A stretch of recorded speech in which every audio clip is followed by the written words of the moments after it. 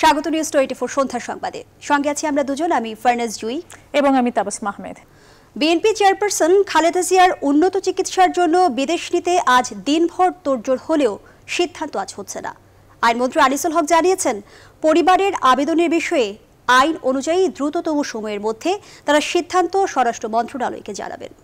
আর BNP মহাসচিব মির্জা ফখরুল ইসলাম আলমগীর বলেছেন, মানবিক দিক বিবেচনা করে খালেদা জিয়াকে বিদেশে চিকিৎসার অনুমতি দেওয়া উচিত। মারুফুর রহমান জানাচ্ছেন বিস্তারিত। বুধবার রাতে খালেদা জিয়াকে বিদেশ নিয়ে যেতে স্বরাষ্ট্রমন্ত্রীর কাছে আবেদন করেন তার ছোট ভাই শামীম ইস্কান্দার। বৃহস্পতিবার সারাদিন এই নিয়ে নানা আনুষ্ঠানিক প্রক্রিয়া চলেছে। দিন শেষে আইনমন্ত্রী জানিয়েছেন, এই বিষয়ে কোনো সিদ্ধান্ত সরকার এখনো নেয়নি, তবে দ্রুতই জানানো হবে। 401 ধারার কাজ কিন্তু সম্পন্ন হয়ে গেছে এবং তারপরে আবার এটাকে ওপেন করার স্কোপ আছে কিনা সেটা দেখতে হবে এবং দেখে তারপরে আমরা আমাদের অভিমত যথাশীঘ্র, আজকে তো আর হবে না, যথাশীঘ্র আমরা স্বরাষ্ট্র মন্ত্রণালয়ে পাঠিয়ে। এদিকে আইন সচিব জানিয়েছেন, আবেদনে খালেদা জিয়াকে চিকিৎসার জন্য কোন দেশে নেওয়া হবে তার নাম উল্লেখ করা হয়নি। প্রসেসটা হলো যে আমরা একটা মতামত দিলে সেটা স্বরাষ্ট্র মন্ত্রণালয়ে যাবে, তারপরে সামারি হয়ে ইয়া পর্যন্ত যাবে, মাননীয় প্রধানমন্ত্রী পর্যন্ত যায়। এটা হলো এই আর কি। খালেদা জিয়ার ব্যক্তিগত চিকিৎসকরা জানিয়েছেন, বিএনপি চেয়ারপারসনের করোনার কিছু পার্শ্ব প্রতিক্রিয়া দেখা দিয়েছে। তার ফুসফুস থেকে তরল পদার্থ অপসারণ করা হয়েছে। তার ডায়াবেটিস নিয়ন্ত্রণে আসছে না। এছাড়া অক্সিজেনের মাত্রাও কিছুটা কমেছে। এক অনুষ্ঠানে বিএনপি মহাসচিব মানবিক কারণে খালেদা জিয়াকে বিদেশ যাওয়ার অনুমতি দিতে সরকারের প্রতি আহ্বান জানান।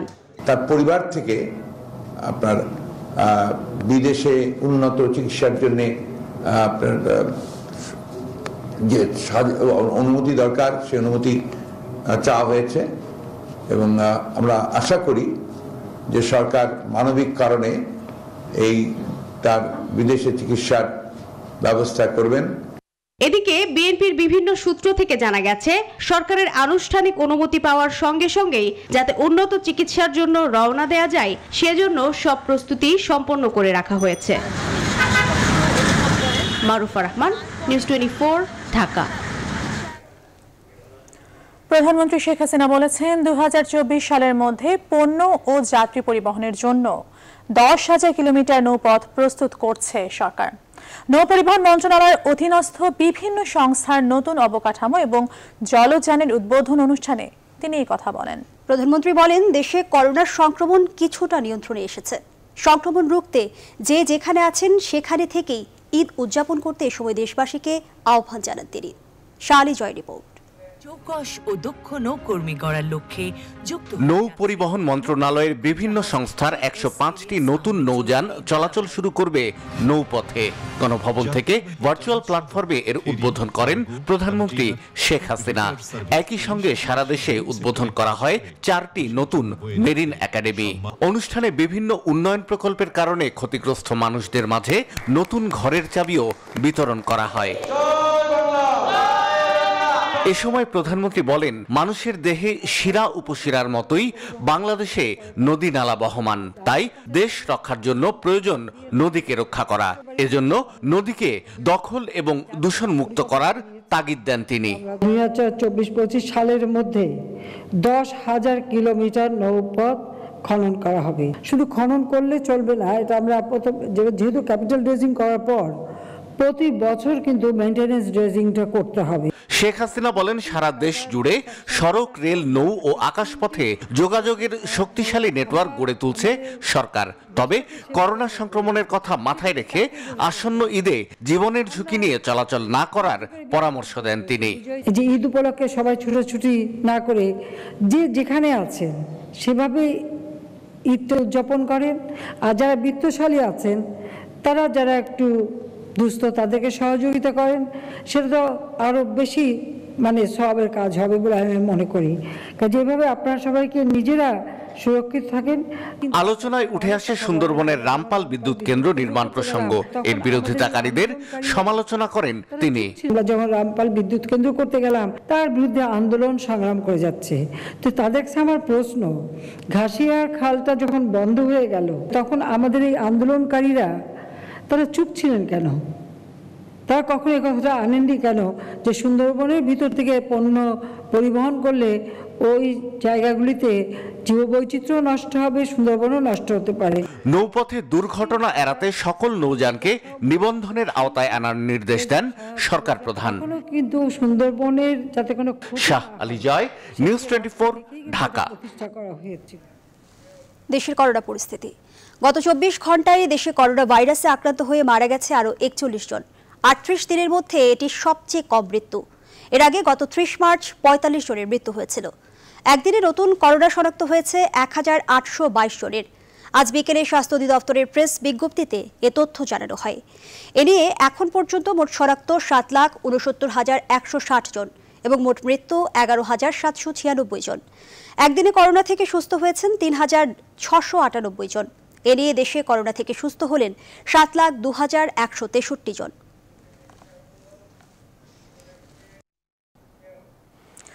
এদিকে 1 জুলাই থেকে ঢাকা বিশ্ববিদ্যালয়ের সব পরীক্ষা অনলাইনে নিতে ডিনস কমিটির সিদ্ধান্তের চূড়ান্ত অনুমোদন দিয়েছে বিশ্ববিদ্যালয় একাডেমিক কাউন্সিল।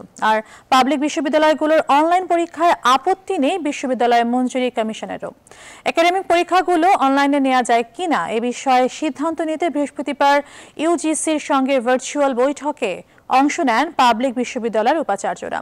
করোনা প্রেক্ষাপটে দীর্ঘদিন বিশ্ববিদ্যালয়গুলোর স্বাভাবিক শিক্ষা কার্যক্রম বন্ধ থাকায় শিক্ষার্থীদের ক্ষতির বিষয়টি তুলে ধরেন আলোচকরা। পরে বিশ্ববিদ্যালয়ের একাডেমিক পরীক্ষা অনলাইনে নেয়ার বিষয়ে একমত হয় ইউজিসি ও উপাচার্যরা।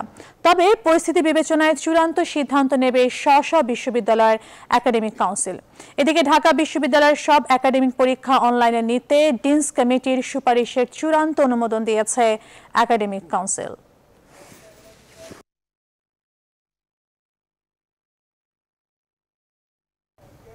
সম্ভাব্য দেশগুলো থেকে ভ্যাকসিন আনার বিষয়ে সুনির্দিষ্ট কোনো অগ্রগতি এখনো নেই। তবে বৃহস্পতিবার ঢাকার মার্কিন রাষ্ট্রদূতের সাথে বৈঠক শেষে পররাষ্ট্রমন্ত্রী জানান এ নিয়ে তারা সর্বোচ্চ আন্তরিকতার সাথে কাজ করতে চেয়েছে। অন্যদিকে জরুরিভাবে ভ্যাকসিন পাঠানোর বিষয়ে বাংলাদেশের লিখিত অনুরোধের জবাব দেয়নি ভারত। পুরোটা জানাচ্ছেন লাকমিনা জেসমিন সোমা। করোনা সংক্রমণ বাড়ার সাথে সাথে ফুরিয়ে আসছে টিকার মজুত। যারা এরই মধ্যে ভারতের কোভিশিল্ড টিকার প্রথম ডোজ নিয়েছেন তাদের দ্বিতীয় ডোজ পাওয়া নিয়ে তৈরি হয়েছে আশঙ্কা। বিকল্প দেশ হিসেবে যুক্তরাষ্ট্র থেকে টিকা আনার বিষয়ে চলমান আলোচনার অংশ হিসেবে বৃহস্পতিবার ঢাকার মার্কিন রাষ্ট্রদূতের সাথে বৈঠক করেন পররাষ্ট্রমন্ত্রী। বৈঠক শেষে ব্রিফিংয়ে পররাষ্ট্রমন্ত্রী জানান এ নিয়ে দৃশ্যমান অগ্রগতি না হলেও সর্বোচ্চ আন্তরিকতার সাথে কাজ করার প্রতিশ্রুতি দিয়েছে ঢাকার মার্কিন দূতাবাস। আমি বললাম ভ্যাকসিনটা আমাদের প্রায়োরিটি এবং আমরা চাই এটা যত তাড়াতাড়ি পারেন আমাদের দেন। তো বললাম আমরা এর উপরে we are working on it, এখনো ফাইনাল হয় নাই। উনি বললেন যে এক্সাক্ট দিনক্ষণ আমি বলতে পারবো না, but we are seriously working. আমরা খুব আন্তরিকতার সাথে কাজ করছি যে আপনাদের আমরা কিভাবে ভ্যাকসিনটা দিতে পারি। চুক্তি অনুযায়ী সময় মতো টিকা পাঠাতে না পারলেও আপাতত 30 লাখ ডোজ সরবরাহের জন্য দিল্লিকে চিঠি লেখে ঢাকা। লিখিত জবাব আসেনি, তবে মৌখিকভাবে আশ্বস্ত করেছে দেশটি।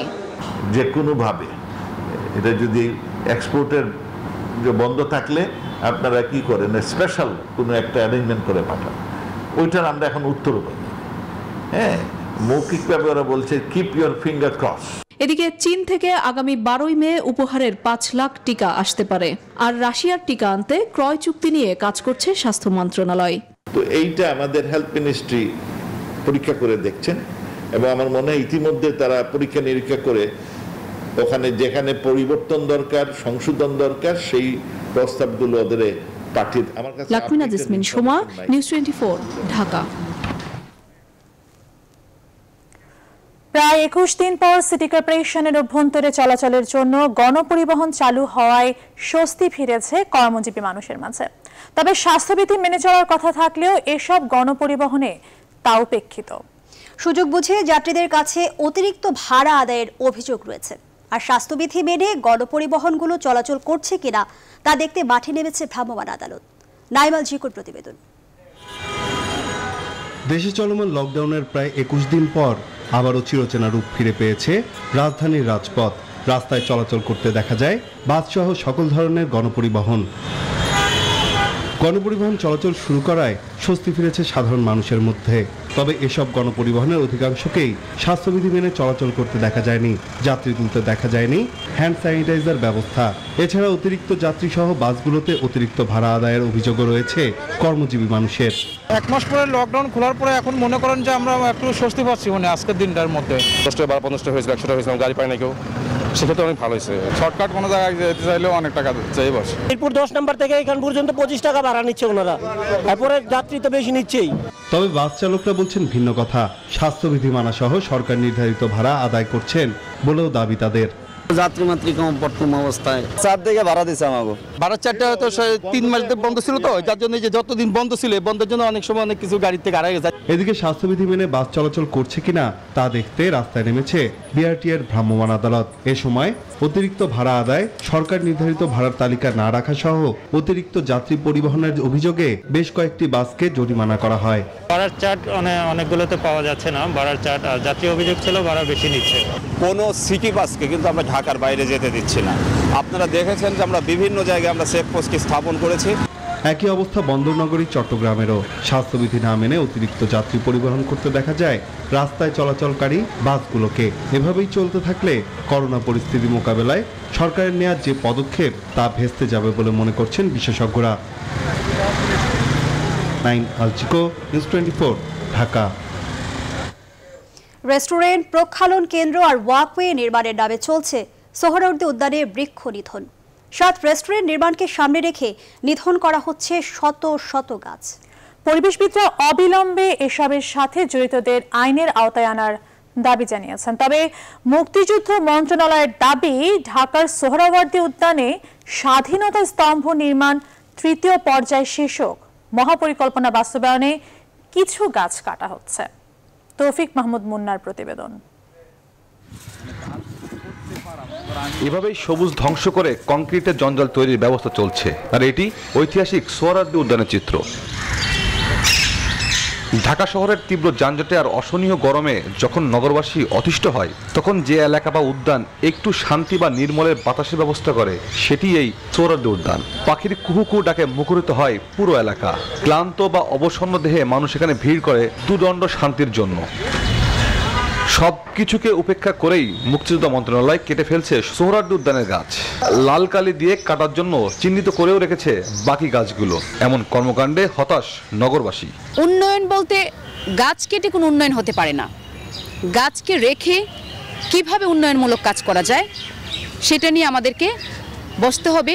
বৃক্ষপ্রেমিক বা প্রকৃতিপ্রেমী হিসেবে বলবো যে আমাদের উন্নয়নটা কি এমন হতে পারে না যে আমরা পরিবেশের সাথে খাপ খাইয়ে করি। উদ্যানে গাছ থাকবে, এটা তো স্বাভাবিক। গাছ যদি কেটে ফেলা হয় তাহলে দুর্ভাগ্যজনক। কাজেই আরও নতুন করে লাগানো উচিত। আপনি খেয়াল করে দেখবেন যে সাইড দিয়ে আমরা নতুন করে লাগিয়েছি। এদিকে পরিবেশবিদরা বলছেন এমন কর্মকাণ্ড স্বাধীনতা বিরোধের শামিল। কারা কোন কারণে আমার নগরের এই ফুসফুসগুলোকে এই মুহূর্তে করোনার মতো করে আক্রমণ করছে, এটি বের করা প্রয়োজন। কারা স্বাধীনতার, বঙ্গবন্ধুর এবং একই সঙ্গে বাংলাদেশের এই গুরুত্বপূর্ণ স্মারকগুলো সংরক্ষণের নামে তাকে কুলুষিত করার জন্যে এই বিনা বিচারে নির্বিচারে বিভিন্ন ফুড কোর্ট, প্রক্ষালন কেন্দ্র অথবা ওয়াকওয়ের নামে গাছ কাটার এই মহোৎসব করছে, তাদের আইনানুগ ব্যবস্থা আনা দরকার। এদিকে মুক্তিযুদ্ধ মন্ত্রণালয় এক বিবৃতিতে জানিয়েছে, ঢাকার সোহরাওয়ার্দী উদ্যানে স্বাধীনতার স্তম্ভ নির্মাণ 3য় পর্যায় শীর্ষক মহাপরিকল্পনা বাস্তবায়িত হচ্ছে। তৌফিক মাহমুদ মুন্না, নিউজ 24, ঢাকা। অনিয়ম ও দুর্নীতির কারণে দীর্ঘ সময় আলোচনায় ছিলেন। মেয়াদকালের শেষ দিনেও আলোচনার জন্ম দিয়ে বিদায় দিলেন রাজশাহী বিশ্ববিদ্যালয়ের উপাচার্য অধ্যাপক আব্দুস সোবহান। শেষ দিনে শিক্ষক, কর্মকর্তা, কর্মচারী মিলিয়ে নিয়োগ দিলেন 141 জনকে। এরই মধ্যে নিয়োগপ্রাপ্তরা কাজে যোগ দিলেও দুর্নীতি বিরোধী আন্দোলনকারী শিক্ষকদের দাবি এই নিয়োগ বিধিসম্মত হয়নি। এদিকে বিষয়টি খতিয়ে দেখতে তদন্ত কমিটি গঠন করেছে বিশ্ববিদ্যালয় মঞ্জুরি কমিশন। রাজশাহী থেকে কাজী শাহিদের প্রতিবেদন, জানাচ্ছেন সালে জহুর। নিয়োগের পক্ষে বিপক্ষে গত দুদিন থেকেই রাজশাহী বিশ্ববিদ্যালয় ক্যাম্পাসে উত্তেজনা চলছিল। সবশেষ ভিসির বিদায়ের দিনে এই ইস্যুতেই ছাত্রলীগের দুপক্ষ সংঘর্ষে জড়ায়। অবশেষে মেয়াদ শেষ করেই ক্যাম্পাস ছাড়লেন অধ্যক্ষ আব্দুস সোবহান। গাড়িতে বসেই সেই সময়ে নিয়োগের কথা জানান অনিয়ম ও দুর্নীতির অভিযোগে বিতর্কিত এই উপাচার্য। মূল্যায়ন আপনারা করবেন, দেশবাসী করবে, রাজশাহীবাসী করবে। তবে না না না না এই বাজে কথা, ফুল একদম মিথ্যা কথা। এটা আপনারা পরে জানবেন। তার গাড়ি ক্যাম্পাসের গেট দিয়ে বেরিয়ে যাওয়ার সঙ্গে সঙ্গেই দেখা যায় এক অভিনব দৃশ্য। কাজের যোগদানের হুড়োহুড়ি শুরুর সঙ্গে সঙ্গেই জানা যায় যাওয়ার আগে ভিসি নিয়োগ দিয়ে গেছেন 141 জনকে। আদালতের নির্দেশনা আছে 450 পদে কোনো নিয়োগ দেওয়া যাবে না এদেরকে ছাড়া। বিশ্ববিদ্যালয়ে 100 পদ খালি নেই। এই নিয়ম বিধিসম্মতভাবে হয়নি বলে অভিযোগ তুলেছেন শিক্ষকদের একাংশ। আজকের ঘটনাগুলি প্রমাণ করে যে এটি শিক্ষাঙ্গন নয়, এটা যুদ্ধক্ষেত্র। তো উনি যুদ্ধক্ষেত্রে ভাইস চ্যান্সেলর ছিলেন না, তাহলে উনি কোনো দাবি করতে পারেন না, উনি অত্যন্ত ব্যর্থ। এবং ভাইস চ্যান্সেলর ভবিষ্যতে যারা আসবেন তারা এই জিনিসগুলোর যদি নিয়োগ হয়েও থাকে তাহলে সেটাকে মেনে নেবেন না বলে আমরা বিশ্বাস করি। আমরা চাই যারা যে সব কর্মকাণ্ড এই গত 4 বছরে সংগঠিত হয়েছিল সকল কর্মকাণ্ডের আইনগত ব্যবস্থা গ্রহণ করবে। এর আগে দুপুরে নিয়োগ ইস্যুতেই ক্যাম্পাসে বিশ্ববিদ্যালয় ছাত্রলীগ নেতাকর্মীদের সঙ্গে মহানগর ছাত্রলীগ নেতাকর্মীদের সংঘর্ষ হয়। পুলিশ লাঠি পেটা করে নিয়ন্ত্রণে আনে পরিস্থিতি। Desk report, news 24। সন্ধ্যা সংবাদের এই পর্যায়ে একটা বিরতি নিচ্ছে, ফিরছি খুব শীঘ্রই, সাথে থাকুন।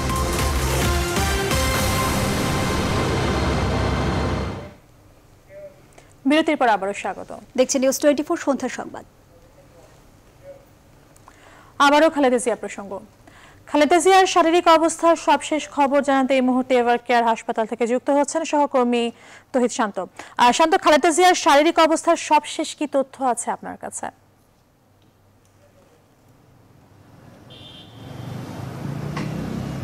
তাবাসসুম, আমি বিকেলের বুলেটিনে যেরকম বলেছিলাম যে এখন পর্যন্তও কিন্তু বিএনপির পক্ষ থেকে কেউ আমাদেরকে জানাননি যে সাবেক প্রধানমন্ত্রী বেগম খালেদা জিয়া, বিএনপি চেয়ারপারসনও তিনি, তার শারীরিক পরিস্থিতি আসলে কি। তার 10 সদস্যের একটি মেডিকেল বোর্ড রয়েছে, তার দলেও একাধিক নামি দামি চিকিৎসকরা রয়েছেন, তার দলের নেতা। কারোর পক্ষ থেকেই কিছু আমাদেরকে এখনও জানানো হয়নি। তবে আমরা হাসপাতাল সূত্রে যেটি জানতে পেরেছি এবং হাসপাতালে যে ডাক্তার আমাদেরকে জানিয়েছেন তার নাম প্রকাশ করা যাবে না এই শর্তে, অর্থাৎ অনানুষ্ঠানিকভাবে আমাদেরকে জানিয়েছেন বেগম খালেদা জিয়ার শারীরিক পরিস্থিতি কিন্তু খুব একটা ভালো নয় এবং তিনি আসলে বিদেশে যাওয়ার মতো পরিস্থিতিতে আছেন কিনা এই বিষয়টি নিয়েও সংশয় রয়েছে চিকিৎসকদের মধ্যে। আপনি জানেন যে বিদেশে যাওয়ার জন্য গতকালকে কিন্তু তার পরিবারের সদস্যরা স্বরাষ্ট্রমন্ত্রীর কাছে একটি লিখিত আবেদন দিয়েছে এবং এটি আইন মন্ত্রণালয়ে গিয়েছে। সেই জায়গা থেকে এখন তার যে 10 সদস্যের মেডিকেল বোর্ড রয়েছে এবং তার যে চিকিৎসকরা আছেন তারা আসলে সংশয়ে আছেন বেগম খালেদা জিয়া কি ঠিক এই পরিস্থিতিতে বিদেশে যেতে পারবেন কিনা। খুব এই লম্বা যে ভ্রমণ, এই ভ্রমণ কি তার শরীরের জন্য উপযোগী হবে কিনা। আর আরেকটি তথ্য দিয়ে রাখি, এখন পর্যন্ত আমরা যেটি জানতে পেরেছি যদি বিদেশে যেতেই হয়, আমরা যেটি জেনেছি সিঙ্গাপুর হয়ে তিনি ইউরোপের কোনো একটি দেশে যাবেন, সেখানে ইংল্যান্ড অর্থাৎ লন্ডনে যাওয়ার, ইংল্যান্ডের রাজধানী লন্ডনে যাওয়ার সম্ভাবনাটাই বেশি। সেই হিসেবে শেনজেন ভিসা নেয়ার জন্য বেগম খালেদা জিয়ার পরিবারের সদস্যরা ইংল্যান্ডের হাই কমিশনের সঙ্গে যোগাযোগ করেছে, এতটুকু আমরা জানতে পেরেছি। তাবাসসুম, শান্ত, আপনাকে অসংখ্য ধন্যবাদ। আপনি থাকুন সেখানে, প্রয়োজনে আপনার সাথে আমরা আবারও যুক্ত হব। দর্শক, খালেদা জিয়ার শারীরিক অবস্থার সবশেষ খবর জানাতে এভার কেয়ার হাসপাতাল থেকে যুক্ত হয়েছিলেন সহকর্মী তহিদ শান্ত। এবারে সারার সৌজন্যে ঈদ বাজারের খবর।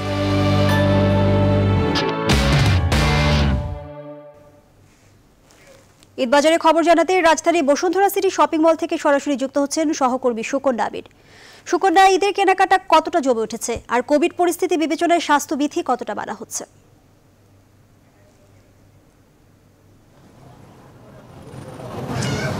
ধন্যবাদ জয়ী। এই মুহূর্তে আমি আছি বসুন্ধরা সিটির সারা শোরুমেই আছি এবং তার আগে আমরা বসুন্ধরার বিভিন্ন শোরুমেও ঢু দিয়েছি, ইয়ালো থেকে শুরু করে অন্যান্য যে শোরুমগুলো রয়েছে।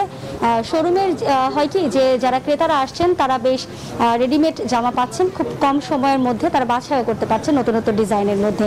সে কারণে কিন্তু শোরুমগুলোতে তুলনামূলক ভিড় আমরা দেখতে পেয়েছি। এছাড়া অন্যান্য যে প্রসাধনী সামগ্রীর যেই দোকানগুলো রয়েছে সেগুলোতেও ক্রেতা সমাগম আমরা দেখতে পেয়েছি। স্বাস্থ্যবিধির কথা যদি বলেন তাহলে স্বাস্থ্যবিধিতে দেখেছি যে ক্রেতা বিক্রেতারা যারাই আছেন তারাও একদম চূড়ান্ত পর্যায়ে স্বাস্থ্যবিধি, হ্যান্ড স্যানিটাইজ থেকে শুরু করে হাইজিনটা মেনটেন করছেন।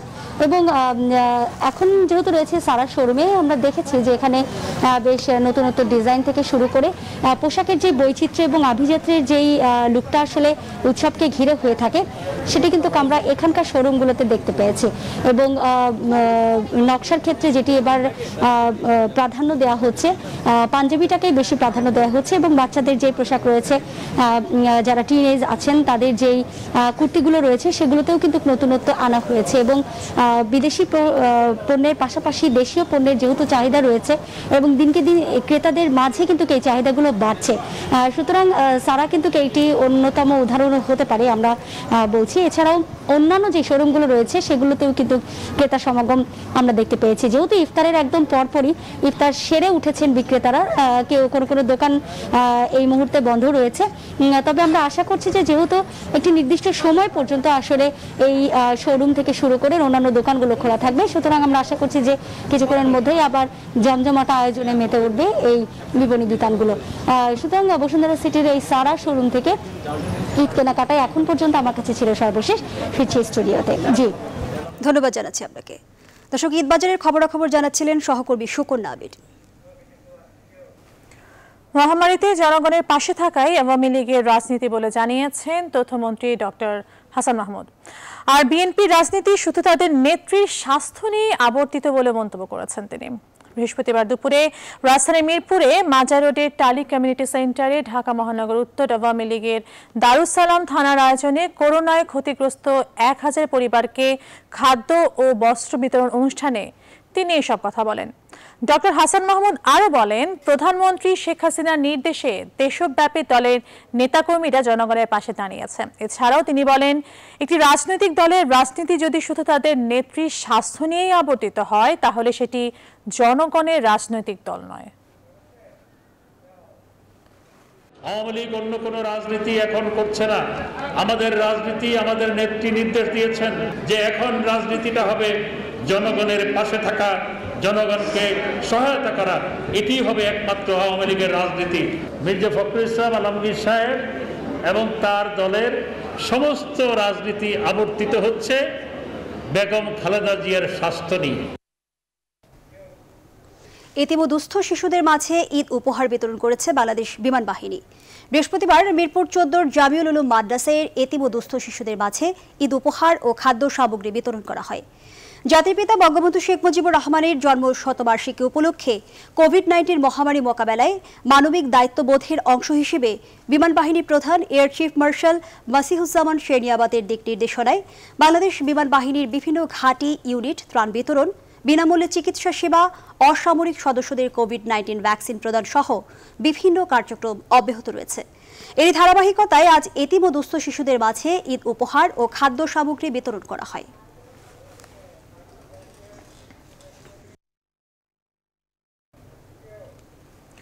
বিশেষ ছাড়পত্র নিয়ে বেনাপোল স্থলবন্দর দিয়ে ভারত থেকে দেশে ফিরেছেন এখন পর্যন্ত প্রায় 1600 জন। তাদেরকে প্রাতিষ্ঠানিক কোয়ারেন্টাইনে রাখা হচ্ছে যশোরের 16টি হোটেল সহ আশপাশের জেলায়। তবে যাত্রীদের অভিযোগ, হোটেল ভাড়া সহ অন্যান্য খরচ দিতে হিমশিম খেতে হচ্ছে তাদের। এমনকি এখানে কোনো চিকিৎসক না থাকায় রোগীরা আরও অসুস্থ হয়ে পড়ছে। এই অবস্থায় প্রাতিষ্ঠানিক কোয়ারেন্টাইনে নয়, নিজ বাড়িতেই আইসোলেশনে থাকতে চান তারা। রিপন হোসেনের তথ্য ছবিতে দেখুন ডেস্ক রিপোর্ট। করোনায় বিপর্যস্ত প্রতিবেশী দেশ ভারত। করোনার সংক্রমণ রোধে গেল 26 এপ্রিল থেকে 2 সপ্তাহের জন্য সীমান্ত পথে ভারত বাংলাদেশের মধ্যে ইমিগ্রেশন কার্যক্রম বন্ধ ঘোষণা করে সরকার।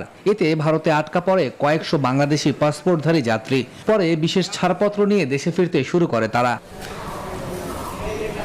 তবে দেশে ফেরার পর তাদেরকে বাধ্যতামূলক 14 দিনের প্রাতিষ্ঠানিক কোয়ারেন্টাইনে রাখা হচ্ছে যশোরে বিভিন্ন হোটেলে। যাত্রীরা বলছেন তারা ভারতে গিয়েছিলেন চিকিৎসার জন্য, সেখানে চিকিৎসা বাবদ টাকা খরচ করার পর দেশে এসে হোটেল ভাড়া ও খাবার বিল দিতে গিয়েও পড়েছেন আর্থিক সংকটে।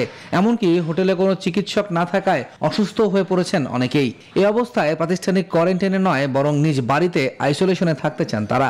একবার খেতে গেলে আমাদের 200-300 টাকা করে চলে যাচ্ছে। একবারে, তো 3 বার খেতে গেলে আমাদের 700-800 টাকা 900 টাকা খরচ। ডাক্তার বলেন যা বলেন, প্রশাসন কোনো খবর নিচ্ছে না, আমরা কিভাবে আছি না আছি। পরীক্ষা নিরীক্ষা করে আমাদের বাড়িতে দেখো, যদি পজিটিভ হয় আমাদের রেখে দেখ। এদিকে সুরক্ষা সামগ্রী না থাকায় করোনা আতঙ্কে দিন কাটাচ্ছেন হোটেল কর্মীরাও। আমরা যে তাদেরকে ডিউটি দিচ্ছি, তাদেরকে সেবা দিচ্ছি, আমাদের তো এর কোনো ফ্যাসিলিটি আমরা পাচ্ছি না, কারণ আমাদের তো জীবনে একটা রিস্ক হয়ে যাচ্ছে। অবশ্য স্বাস্থ্য সংশ্লিষ্টরা বলছেন ভারতের ভ্যারিয়েন্ট সংক্রমণ রোধে কঠোর অবস্থানে তারা। বিভিন্ন হোটেলে কোয়ারেন্টাইনে রয়েছে, তাদের দেখাশোনার জন্য বা স্বাস্থ্যগত বিষয়গুলো দেখার জন্য আমরা মেডিকেল টিম করেছি এবং মেডিকেল টিমের সদস্যগণ তাদের সমস্যা বিবেচনা করে তাদেরকে দেখছেন।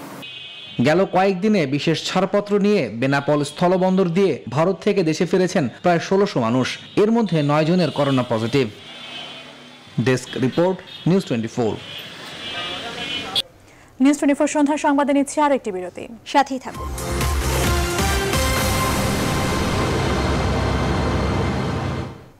বিরতির পর আবারও স্বাগত, দেখছেন নিউজ 24 সন্ধ্যা সংবাদ। এবার ফার্স্ট সিকিউরিটি ইসলামী ব্যাংক অর্থ বাণিজ্যের সংবাদ। ইতিবাচক ধারায় সপ্তাহের শেষ কার্যদিবসে লেনদেন হয়েছে দেশের 2 পুঁজিবাজারে। প্রধান পুঁজিবাজার ঢাকা স্টক এক্সচেঞ্জ ডিএসইতে এদিন প্রধান সূচক DSEX বেড়েছে 17 পয়েন্ট, এতে সূচকটি ছাড়িয়েছে 5600 ঘর। এদিন ডিএসইতে মোট লেনদেন হয়েছে 1486 কোটি টাকা, যা তার আগের দিনের চেয়ে 88 কোটি টাকা বেশি। এই বাজারে লেনদেনে অংশ নেয়া প্রতিষ্ঠানগুলোর মধ্যে দর বেড়েছে 180টির, কমেছে 120টির, আর অপরিবর্তিত দেখা গেছে 60টি প্রতিষ্ঠানকে। এদিকে দেশের অপর পুঁজিবাজার চট্টগ্রাম স্টক এক্সচেঞ্জ CSE-তে মোট লেনদেন হয়েছে প্রায় 57 কোটি টাকা। এই বাজারে লেনদেনে অংশ নেওয়া প্রতিষ্ঠানগুলোর মধ্যে দর বেড়েছে 164টির, কমেছে 90টির, আর অপরিবর্তিত ছিল 34টির দাম।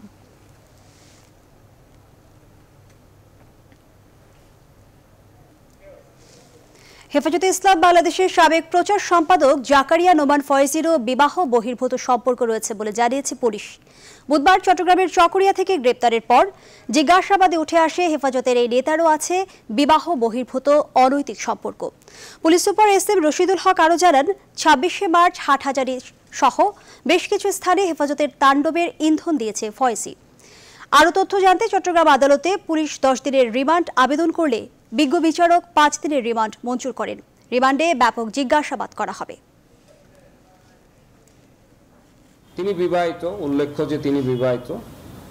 এই তার বিবাহিত জীবনের বাইরেও তার কিছু মহিলার সাথে এক্সট্রা ম্যারিটাল রিলেশন, যেটিকে আমরা বলি বিবাহ বহির্ভূত সম্পর্ক, সেটি আমরা পেয়েছি এবং এটি আমরা আমাদের নলেজে আগে থেকেই ছিল।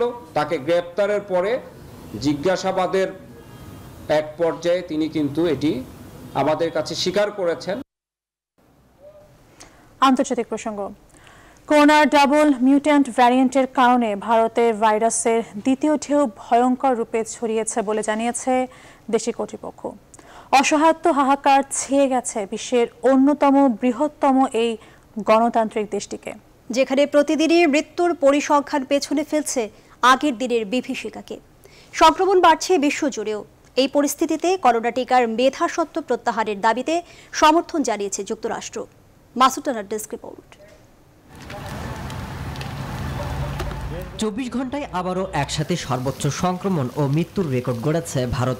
দেশটি জানিয়েছে গেল মার্চ মাসে করোনা ভাইরাসের যে ডাবল মিউট্যান্ট ভ্যারিয়েন্ট এর অস্তিত্ব পাওয়া গিয়েছিল, সেটির কারণেই দেশটিতে করোনা ভাইরাসের সংক্রমণের দ্বিতীয় ঢেউ অনেক বেশি প্রাণঘাতী হয়েছে। এমনকি সংক্রমণের দ্বিতীয় ঢেউ ভারতে আসতে যাচ্ছে বলে সতর্কবার্তা দেওয়া হয়েছে। বিশ্বজুড়ে 24 ঘন্টায় আবারও বেড়েছে কোভিড-19 এর সংক্রমণ। একদিনে আক্রান্ত হয়েছে 8,31,000। এদিন ব্রাজিলে 75,000-এর বেশি আক্রান্ত ও 2,007 শতাধিক মৃত্যু হয়েছে। আর 44,000-এর বেশি করোনা রোগী শনাক্ত করা হয়েছে যুক্তরাষ্ট্রে। প্রাণ হারিয়েছে 7 শতাধিক। ভাইরাসের সংক্রমণ বাড়তে থাকায় দ্বিতীয় বছরের মতো বিদেশিদের হজে যাওয়া বন্ধ করার কথা ভাবছে সৌদি আরব। এদিকে মূলত ধনী দেশগুলোই দুর্লভ টিকার সিংহভাগ দখল করে বসে রয়েছে। এমন অবস্থায় শতাধিক দেশ করোনার টিকার পেটেন্ট বা মেধাস্বত্ব সাময়িক প্রত্যাহারের দাবি জানিয়েছে, যাতে সমর্থন দিয়েছে যুক্তরাষ্ট্র। তবে এমন সিদ্ধান্তের বিরোধিতা করছে ভ্যাকসিন উৎপাদনকারী প্রতিষ্ঠানগুলো। মাসুদ রানা, নিউজ 24। এবারে খেলার খবর। আইপিএল স্থগিত হওয়ায় বিশেষ ফ্লাইটে আজ দেশে ফিরেছেন সাকিব আল হাসান ও মুস্তাফিজুর রহমান। বিকেল 3:30 নাগাদ হযরত শাহজালাল আন্তর্জাতিক বিমানবন্দরে পা রাখেন দেশ সেরা দুই টাইগার। বিমানবন্দর থেকেই দুজনে সরাসরি চলে যান রাজধানীর দুটি অভিজাত হোটেলে। সেখানে 14 দিনের কোয়ারেন্টাইনে থাকবেন এই দুই ক্রিকেটার। টুর্নামেন্ট চলাকালীন বিভিন্ন ক্রিকেটার ও স্টাফদের করোনা পজিটিভ হবার খবরে স্থগিত করা হয় এবারের আইপিএল। অংশ নেওয়া ক্রিকেটার, কোচ, স্টাফদের নিজ উদ্যোগে দেশে ফেরানোর ব্যবস্থা করেছে বিসিসিআই ও সংশ্লিষ্ট ফ্র্যাঞ্চাইজিগুলো। এদিকে শ্রীলঙ্কার বিপক্ষে আগামী 23 মে থেকে শুরু হচ্ছে 3 ম্যাচের ওয়ানডে সিরিজ। সেখানে অংশ নেবেন সাকিব ও মুস্তাফিজ। তবে 14 দিন কোয়ারেন্টাইনে থাকায় প্রস্তুতি অনেকটা কম নিয়ে মাঠে নামতে হবে এই দুই টাইগারকে। নিউজ 24 সন্ধ্যার সংবাদ এখন এই পর্যন্তই। আরো খবর ও বিশ্লেষণ জানতে ভিজিট করুন www.news24bd.tv। ধন্যবাদ সবাইকে।